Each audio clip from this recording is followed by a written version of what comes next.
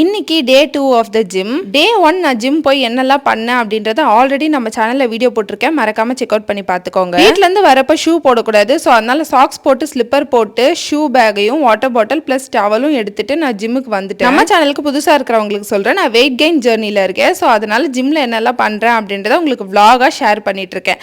So வந்த உடனே cardio start பண்ணியாச்சு. இது ஒரு 10 மினிட்ஸ் அண்ட் வாக்கிங் வந்து ஒரு 10 மினிட்ஸ் பண்ணணும் அப்படின்னு சொல்லிட்டு நான் வந்து ஜிம்முக்கு போறப்ப வெயிட் கெயின்காக என்னெல்லாம் ஃபுட் இன்டேக் பண்ணுறேன் அப்படின்றது உங்களுக்கு வேணும் அப்படின்னா கமெண்ட் செக்ஷனில் ஃபுட் அப்படின்னு சொல்லி கமெண்ட் பண்ணுங்கள்.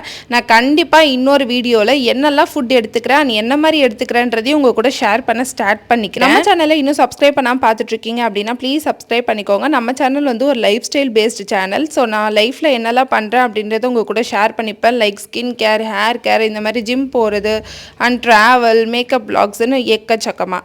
ஸோ அதை முடிச்சுட்டு அப்படியே இந்த வாக்கிங் செஷனில் வந்து ஒரு 10 மினிட்ஸ் வந்து வாக் பண்ணி முடிச்சிட்டேன். இது பண்ணிட்டு வந்த உடனே தலை ஒரு மாதிரி கிர்ன்னு சுத்தம் மைல்டா. ஸோ கொஞ்ச நேரம் உட்காந்து ரெஸ்ட் எடுத்துட்டு அப்படியே கொஞ்சம் வாட்டரும் குடித்தேன்.